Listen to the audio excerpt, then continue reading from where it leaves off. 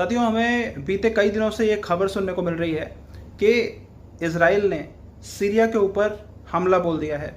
अब यहाँ पे हम ये सोच रहे हैं कि इजराइल अभी अभी तो ऑपरेशन जो उसने लॉन्च किया था राइजिंग लायन के नाम से ईरान के ऊपर, उसमें मुश्किल से उसकी जान छूटी है।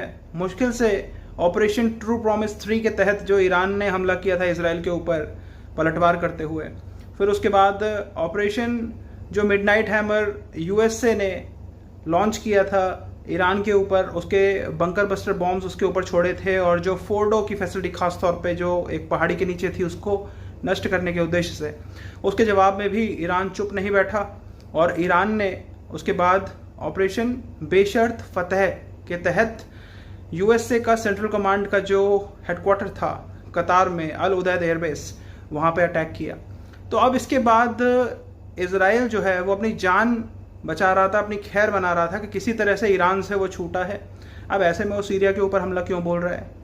तो इसका जो कारण है वो ये है कि सीरिया के ऊपर इजराइल ने कोई खुद खुल के अटैक नहीं किया है, बल्कि उसने वहाँ पे अपने कुछ सोल्जर्स को भेजा है और वो जो सोल्जर्स हैं वो बेसिकली सीरियंस ही हैं।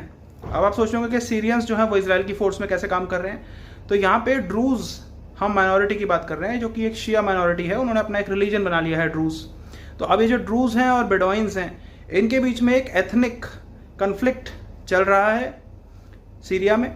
और ये जो ड्रूज हैं अपने ड्रूज ब्रदरहुड के वास्ते जो ड्रूज सोल्जर्स इजराइल की फोर्स में भी काम करते हैं, अब उन ड्रूज सोल्जर्स को इजराइल ने भेजा और इसी कारण से हमें देखने को मिल रहा है कि सीरिया में इजराइल की जो फोर्सेस हैं वो अटैक कर रही हैं। तो ये कोई और नहीं, ये ड्रूज सोल्जर्स हैं।